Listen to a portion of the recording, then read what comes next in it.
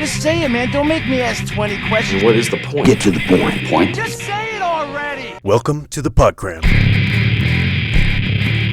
Here's some cool stuff I heard last week. The first three kind of tie together, and then it gets a little more random, but in the interest of not interrupting the flow of ideas in those first few, I'm just going to list all the credits now in order of appearance. First we have Brian Simpson, followed by Neal Brennan, Joe Rogan, Neil Adams, Becky Kennedy, Sara Silverman, Peter Attia, and the Untimely Reflections podcast quoting Nietzsche. Enjoy. I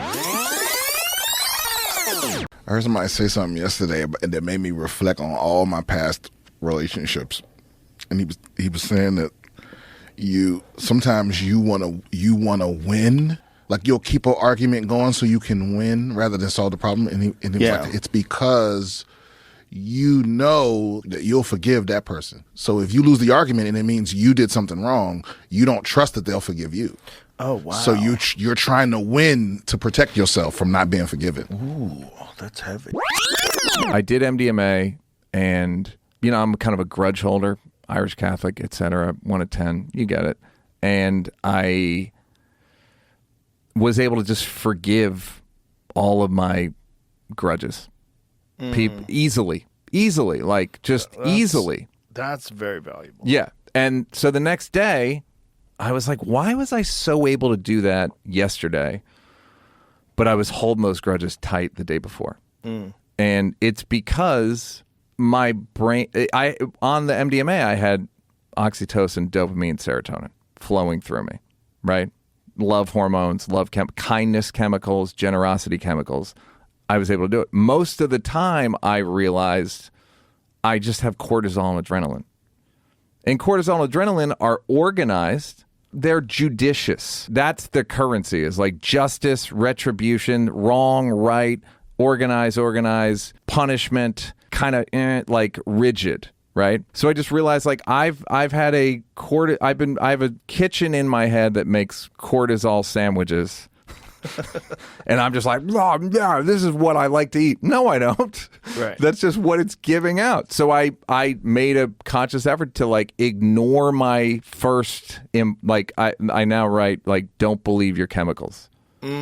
Just like think beyond them. I have all these great things, but my brain was just writing like sci-fi of like this person fucking out to get you, and they didn't, just constant nonsense that was just purely based on chemicals. And sometimes when you have this me against the world thing, well, it really becomes you against the world because other people feel that too, and then they don't want to connect with you. They go, well, I'm in you. the world, Yeah, so they also, me against you. They don't trust their emotions to just be relaxed around you. Yeah. Right? So that there's a tension and a conflict there. Don't you think it's also, human beings develop patterns of thinking, and these patterns get like deeply cut, these grooves, or they're easy to fall into, and this not trusting your chemicals is essentially like not allowing yourself to go down these patterns of thinking. Yeah. There's a saying that I read, a book called The Shallows, about what social media does to us, but it was, you are what you do repeatedly.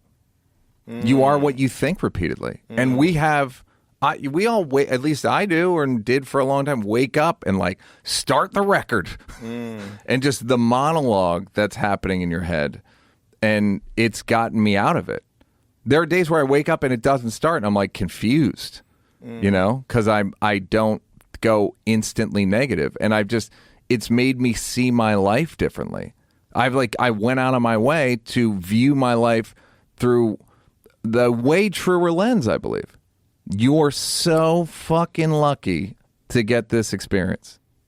Think about this. Spin the wheel. 8 billion other outcomes of human beings alive right now. What are the odds you beat this one? Think about, and I used to think that life, I would always tell myself, like, life's not fair. And then I finally one day had the thought, yeah, life's not fair, Neal. No one's life should be as good as yours. And I would argue that most people that hear this, are in the same position. But yet there's this inclination to focus on negatives, this inclination to I think focus it's on evolutionary. anxiety. Yeah. I think it is. I think we're trained to scan for threats. Yep. I agree. And I write in my journal, or my checklist, because I want to masculinize it.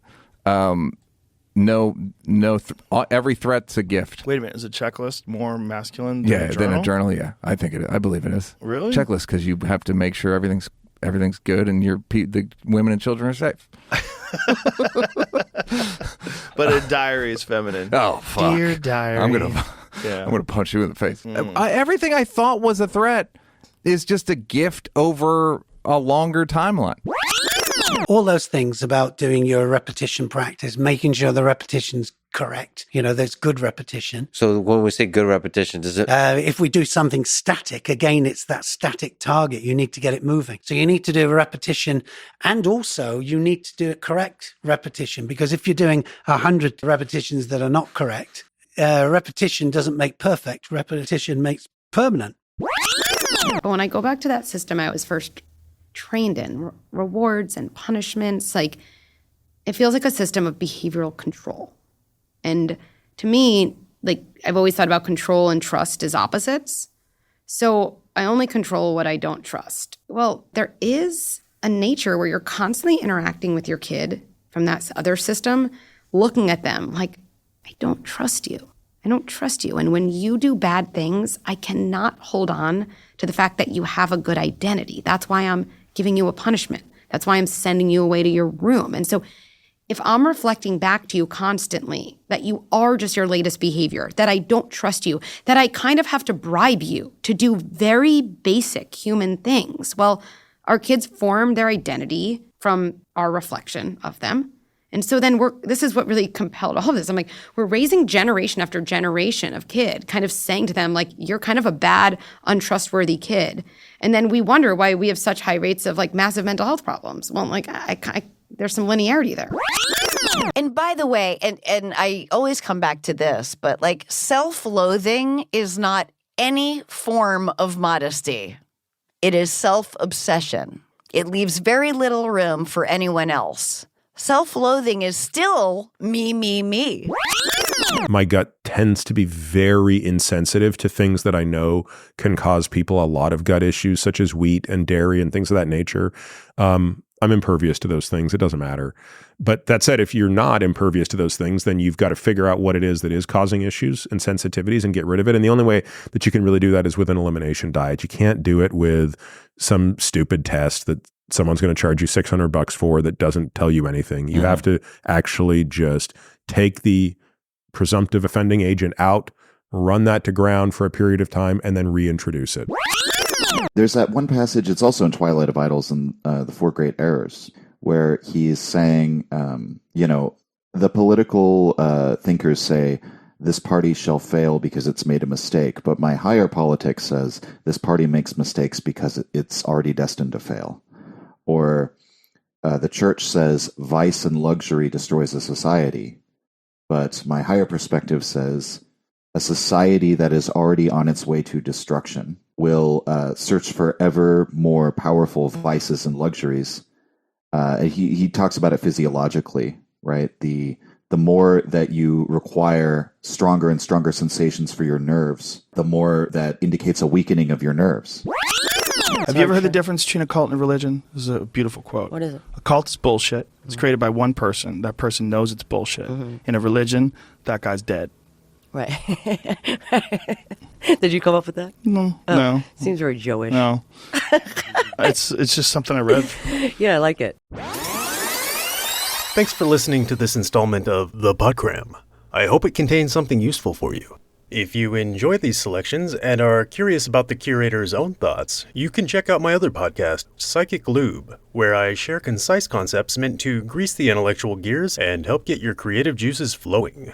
Each episode is an ongoing collaborative project that welcomes listeners to expand or rebut its points by email or comment, the most interesting of which get incorporated through periodic re-recordings. As always, if you're intrigued by today's content, I encourage you to go listen to the full podcast in its original form directly from its creators so that their sponsors keep paying them to make stuff for us and nobody feels compelled to sue me for copyright infringement. Now, get off your phone and go do smart stuff. Have a productive day.